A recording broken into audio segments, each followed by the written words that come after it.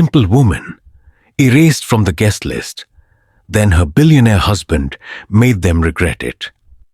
Sarah Mitchell stood quietly as security denied her entry to Manhattan's most exclusive corporate gala. She doesn't belong here, the organizer sneered. But when her husband arrived, everything changed. They had no idea who they had just humiliated.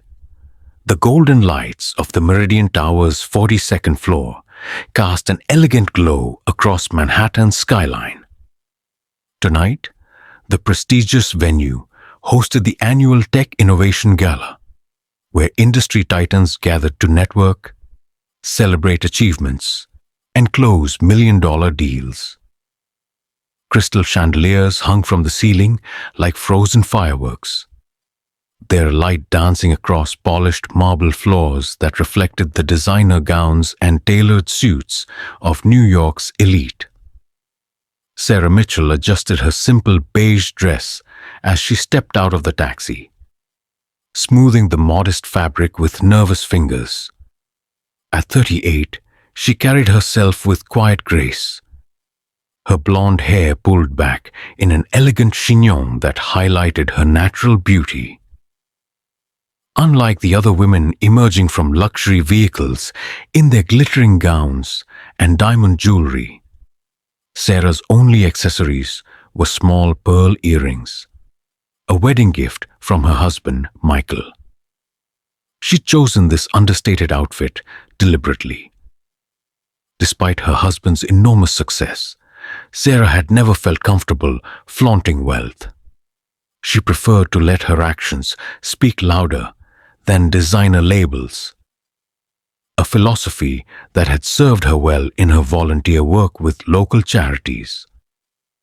Tonight, however, as she watched other guests sweep past her in their obvious displays of affluence, she wondered if perhaps she should have dressed more formally. The invitation in her small clutch purse bore her name in elegant script: Mrs. Sarah Mitchell, guest of honor. Michael had surprised her with it 3 weeks ago, explaining that his latest venture capital firm was being recognized at the gala. He'd been traveling extensively for business lately, closing deals across 3 continents, and tonight would be their first opportunity in months to attend such an event together.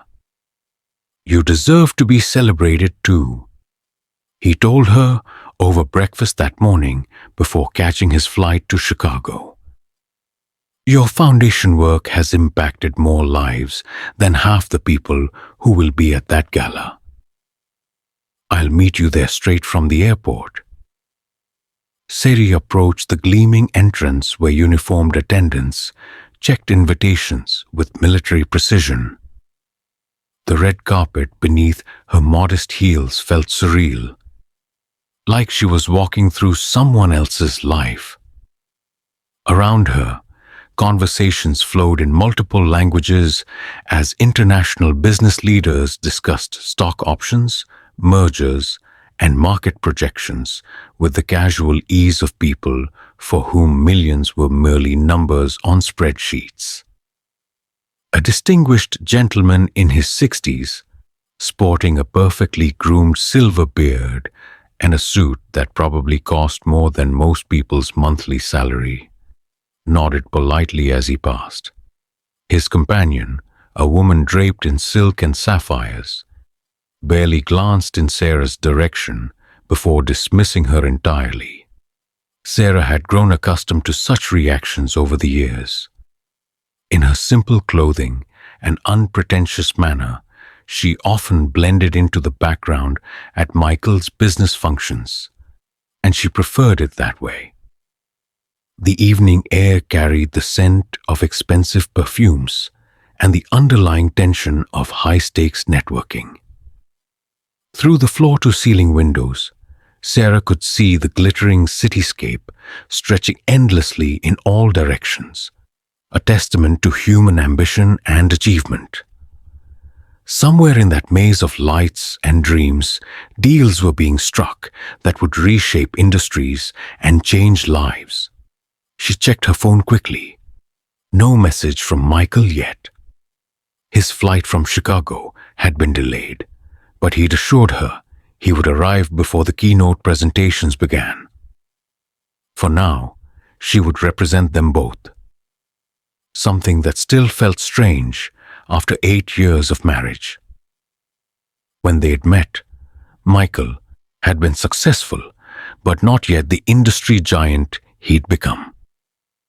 Back then, their life had been simpler, more intimate.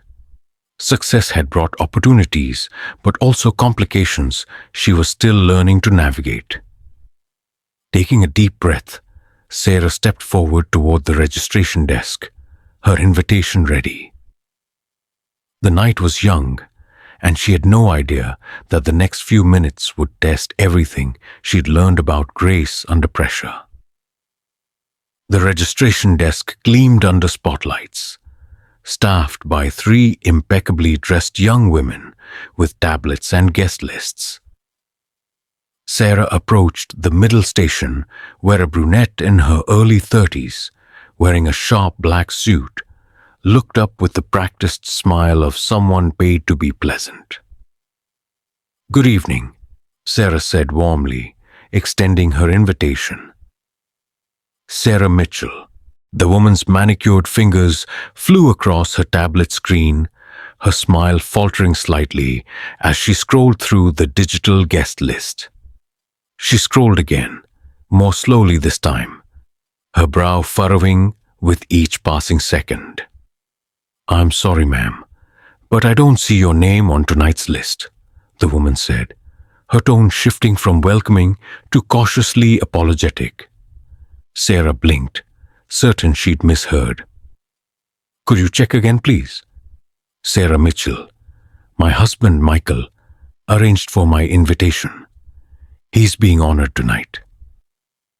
The registration clerk repeated her search, this time checking alternate spellings and cross-referencing with the VIP list. Behind Sarah, other guests continued to flow smoothly through the adjacent stations, their laughter and conversations creating a backdrop of exclusivity that suddenly felt very distant. "Ma'am, I've checked every variation, but there's no Sarah Mitchell registered for this evening's event." The woman's voice carried the rehearsed authority of someone who dealt with party crashers and social climbers on a regular basis. Heat rose in Sarah's cheeks as she became aware of the curious glances from nearby guests. A couple in matching designer outfits exchanged whispers while openly staring, their expressions a mixture of amusement and second-hand embarrassment. "There must be some mistake," Sarah insisted, maintaining her composure despite the growing attention. "I have the physical invitation right here. My husband's firm is one of tonight's honorees." The clerk examined the invitation with the skeptical eye of an expert, turning it over and holding it up to the light as if checking for forgery. "The invitation appears authentic, but without your name on our list, I cannot grant you entry. Security protocols are very strict for an event of this caliber." "Could you call your supervisor?" Sarah asked, her voice remaining steady despite the churning anxiety in her stomach. "I'm sure this can be resolved quickly." "Victoria Henderson is our event coordinator," the clerk replied, already reaching for her radio. "She'll be able to help clarify the situation." Within moments, a woman in her early 40s approached with the confident stride of someone accustomed to solving problems efficiently. Victoria Henderson wore a midnight blue dress that cost more than most people's rent. Her dark hair swept into a sophisticated updo that framed sharp, calculating eyes. She carried herself with the unmistakable air of someone who considered herself indispensable to Manhattan's social machinery. "What seems to be the issue here?" Victoria asked, her gaze sweeping over Sarah's modest appearance with barely concealed judgment. "This woman claims to be invited, but she's not on our guest list," the clerk explained, handing over Sarah's invitation. Victoria examined the invitation with theatrical thoroughness, her expression growing more skeptical with each detail she scrutinized. "Mrs. Mitchell, is it?" she said, pronouncing the name as if it tasted unpleasant. "I personally oversee the guest list for this event. Every name is carefully vetted and approved. I can assure you that no Sarah Mitchell appears anywhere in our records." "My husband arranged my invitation," Sarah repeated, her patience beginning to wear thin. "Michael Mitchell of Mitchell Ventures." Victoria's eyes narrowed as she processed this information. "I'm familiar with Michael Mitchell naturally. However, his attendance tonight is strictly business-related. This event is designed for industry professionals and their appropriate companions." She emphasized the word appropriate with a slight smile that didn't reach her eyes. The implication hung in the air like a slap. "I'm afraid there's been a misunderstanding," Victoria continued, her voice taking on the tone of someone explaining something obvious to a child. "This invitation appears to be irregular. Perhaps you obtained it through unofficial channels." Sarah felt the blood drain from her face. Around them, the registration area had grown quieter as more guests paused to observe the unfolding drama. She could hear fragments of whispered conversations. "Who does she think she is? And security should handle this." "Are you suggesting I forged this invitation?" Sarah asked, her voice barely controlled. Victoria shrugged with practiced indifference. "I'm simply stating that our security protocols exist for a reason. Manhattan's premier business events attract all sorts of aspirational individuals. We've learned to be cautious." A security guard materialized beside Victoria as if summoned by telepathy. He was a large man in his 50s with the weathered face of someone who'd spent years dealing with uncomfortable situations. His presence wasn't overtly threatening, but the message was clear. "Ma'am," he said in a voice that managed to be both respectful and firm, "I'm going to have to ask you to step aside while we sort this out." "There's nothing to sort out," Sarah replied, her composure finally cracking. "I belong here. My husband—" "Your husband," Victoria interrupted, "is apparently too busy with important business matters to ensure his companion has proper documentation." She pronounced companion with just enough emphasis to make her meaning clear. The gathered crowd now included several recognizable faces from business magazines and financial news programs. A woman in an emerald dress whispered something to her escort that made him chuckle. Another couple shook their heads sympathetically, as if watching someone embarrass themselves at their first country club dinner. "Look," Victoria said, adopting a tone of false kindness, "I understand your disappointment. Perhaps you misunderstood the nature of your husband's invitation. These industry events are quite exclusive. Not everyone is equipped to navigate this level of professional networking." Sarah opened her mouth to respond when a familiar voice cut through the tension like a blade. "Excuse me, what exactly is going on here?" Every head turned toward the elevator bank, where a man in an impeccably tailored charcoal gray suit was striding across the marble floor with purposeful determination. Michael Mitchell's presence commanded immediate attention, not through volume or theatrics, but through the quiet confidence of someone accustomed to being the most important person in any room. His dark hair was slightly tousled from travel, and his expression carried the focused intensity of someone who just witnessed something that required his immediate intervention. Victoria's confident demeanor flickered for just a moment before she recovered her professional smile. "Mr. Mitchell," Victoria exclaimed, her voice suddenly bright with relief. "How wonderful that you've arrived. We were just explaining to this young woman that there seems to be some confusion about her invitation." Michael's eyes moved from Victoria to the security guard, then to the cluster of onlookers, before finally settling on Sarah. In that moment, his expression shifted from professional courtesy to something much more dangerous. "This young woman," he said, his voice carrying the quiet authority that had built billion-dollar empires, "is my wife." The silence that followed was deafening. Victoria's face cycled through confusion, disbelief, and dawning horror in the span of 3 seconds. The security guard took an instinctive step backward. Several guests in the crowd exchanged uncomfortable glances as they realized they'd been watching someone's wife being humiliated. "Your wife?" Victoria stammered, her professional composure crumbling like a house of cards. "Sarah Mitchell," Michael continued, moving to stand beside his wife. "The woman whose name should have been at the very top of your VIP list, considering I specifically requested it when I confirmed my attendance 3 weeks ago." Victoria's tablet trembled in her hands as she frantically scrolled through her records.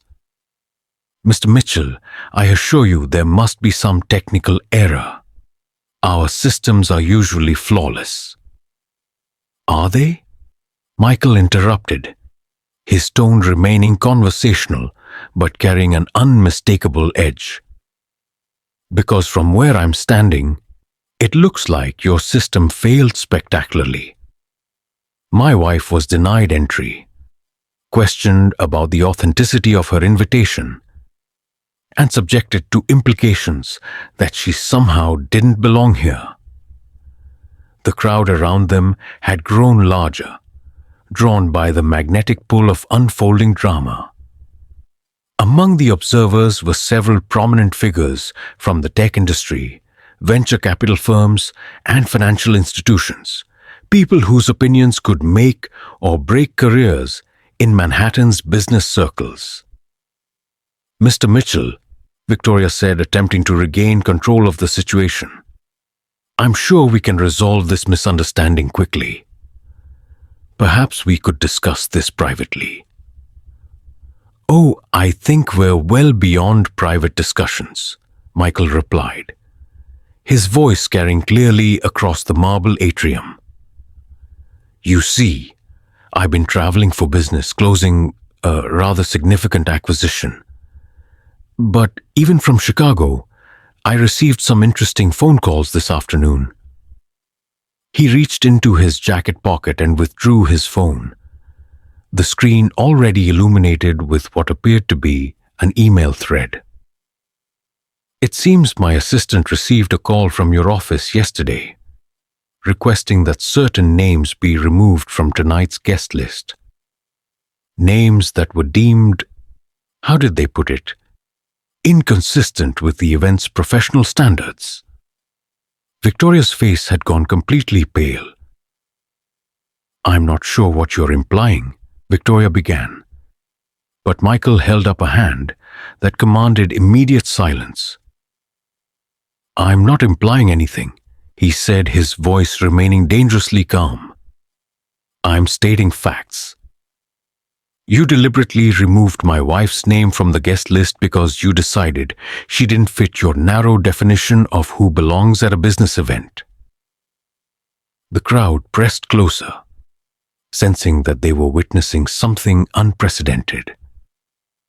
These people attended hundreds of corporate events, but they had never seen someone challenge the established social order so directly and publicly.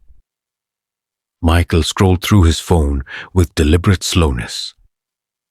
Here's an interesting email from your assistant to mine, sent yesterday at 2:47 p.m. Please advise Mr. Mitchell that +1 should reflect the professional caliber of the event. Some adjustments to the guest list may be necessary to maintain our standards. A collective intake of breath rippled through the assembled crowd. Victoria's mouth opened and closed soundlessly, like a fish gasping for air. You see, Michael continued, what you fail to understand is that my wife isn't my +1. She's not some arm candy or social climber trying to infiltrate your precious event. She's Sarah Mitchell, founder of the Mitchell Foundation for Educational Excellence, which has provided scholarships to over 2,000 underprivileged students in the past 5 years alone. He pocketed his phone and stepped closer to Victoria, his presence somehow filling the entire space despite his conversational tone. She's also the woman who convinced me to donate $50 million to various educational initiatives last year instead of buying a third yacht. But more importantly, to tonight's festivities, she's the wife of the man who owns 47% of the company that's hosting this event. The silence that followed was so complete that the soft jazz music from the ballroom seemed suddenly loud. Victoria's face had moved beyond pale into a sickly gray territory. The security guard looked like he wanted to disappear entirely. 47%, Michael repeated, savoring each word. Which makes me not just an honored guest, but the majority shareholder of Henderson Events Management, the company that bears your family name, Victoria. Victoria's knees actually wobbled. Mr. Mitchell, I had no idea about your investment in our company. If you had known, you would have treated my wife with respect, Michael finished. But here's the thing, Victoria. The fact that you only show respect to people you think can help or hurt you professionally tells me everything I need to know about your character.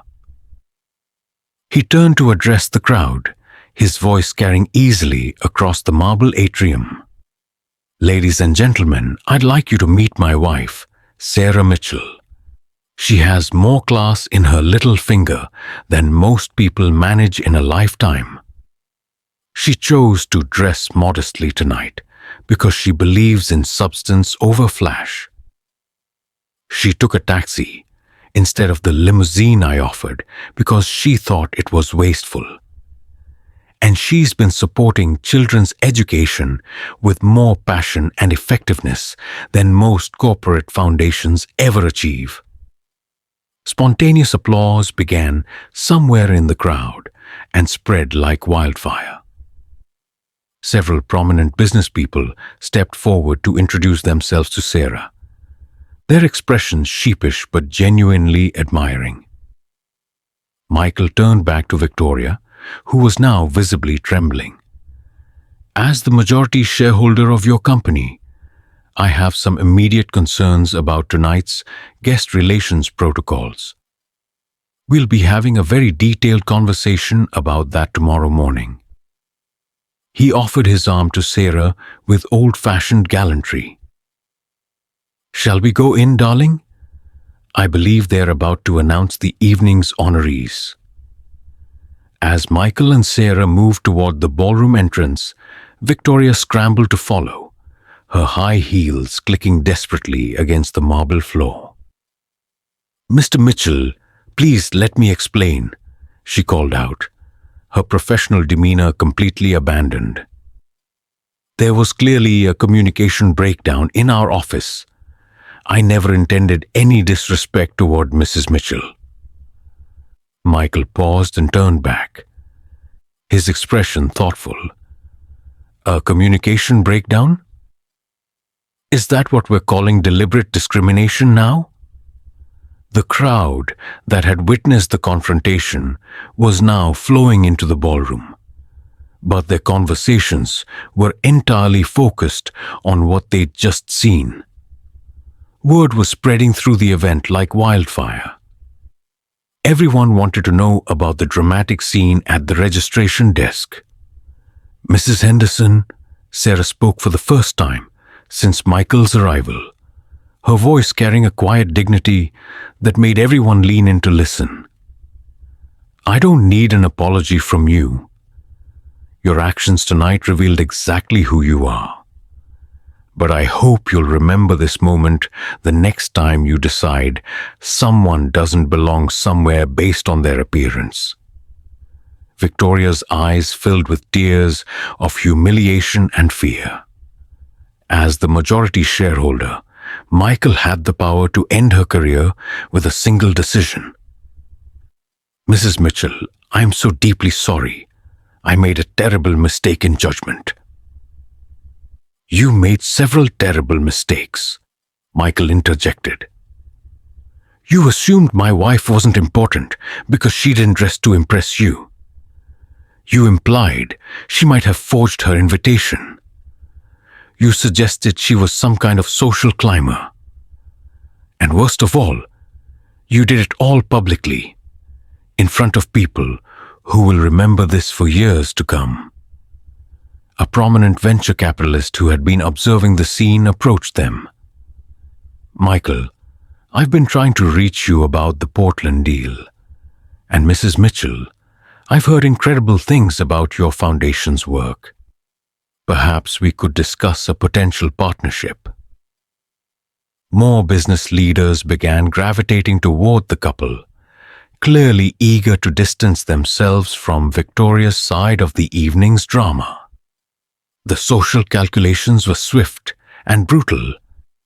Everyone could see which way the power wind was blowing. Victoria stood alone near the registration desk, abandoned by the staff members who had scattered like leaves in a storm. The security guard had quietly disappeared altogether, no doubt hoping to avoid any association with the incident. "Mr. Mitchell, I had no idea about your investment in our company. If you had known, you would have treated my wife with respect," Michael finished. "But here's the thing, Victoria. The fact that you only show respect to people you think can help or hurt you professionally tells me everything I need to know about your character." He turned to address the crowd, his voice carrying easily across the marble atrium. "Ladies and gentlemen, I'd like you to meet my wife, Sarah Mitchell. She has more class in her little finger than most people manage in a lifetime. She chose to dress modestly tonight because she believes in substance over flash. She took a taxi instead of the limousine I offered because she thought it was wasteful. And she's been supporting children's education with more passion and effectiveness than most corporate foundations ever achieve." Spontaneous applause began somewhere in the crowd and spread like wildfire. Several prominent business people stepped forward to introduce themselves to Sarah, their expressions sheepish but genuinely admiring. Michael turned back to Victoria, who was now visibly trembling. "As the majority shareholder of your company, I have some immediate concerns about tonight's guest relations protocols. We'll be having a very detailed conversation about that tomorrow morning." He offered his arm to Sarah with old-fashioned gallantry. "Shall we go in, darling? I believe they're about to announce the evening's honorees." As Michael and Sarah moved toward the ballroom entrance, Victoria scrambled to follow, her high heels clicking desperately against the marble floor. "Mr. Mitchell, please let me explain," she called out, her professional demeanor completely abandoned. "There was clearly a communication breakdown in our office. I never intended any disrespect toward Mrs. Mitchell." Michael paused and turned back, his expression thoughtful. "A communication breakdown? Is that what we're calling deliberate discrimination now?" The crowd that had witnessed the confrontation was now flowing into the ballroom, but their conversations were entirely focused on what they'd just seen. Word was spreading through the event like wildfire. Everyone wanted to know about the dramatic scene at the registration desk. "Mrs. Henderson," Sarah spoke for the first time since Michael's arrival, her voice carrying a quiet dignity that made everyone lean in to listen. "I don't need an apology from you.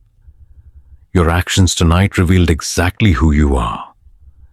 But I hope you'll remember this moment the next time you decide someone doesn't belong somewhere based on their appearance." Victoria's eyes filled with tears of humiliation and fear. As the majority shareholder, Michael had the power to end her career with a single decision. "Mrs. Mitchell, I am so deeply sorry. I made a terrible mistake in judgment." "You made several terrible mistakes," Michael interjected. "You assumed my wife wasn't important because she didn't dress to impress you. You implied she might have forged her invitation. You suggested she was some kind of social climber. And worst of all, you did it all publicly, in front of people who will remember this for years to come." A prominent venture capitalist who had been observing the scene approached them. "Michael, I've been trying to reach you about the Portland deal. And Mrs. Mitchell, I've heard incredible things about your foundation's work. Perhaps we could discuss a potential partnership." More business leaders began gravitating toward the couple, clearly eager to distance themselves from Victoria's side of the evening's drama. The social calculations were swift and brutal. Everyone could see which way the power wind was blowing. Victoria stood alone near the registration desk, abandoned by the staff members who had scattered like leaves in a storm. The security guard had quietly disappeared altogether, no doubt hoping to avoid any association with the incident.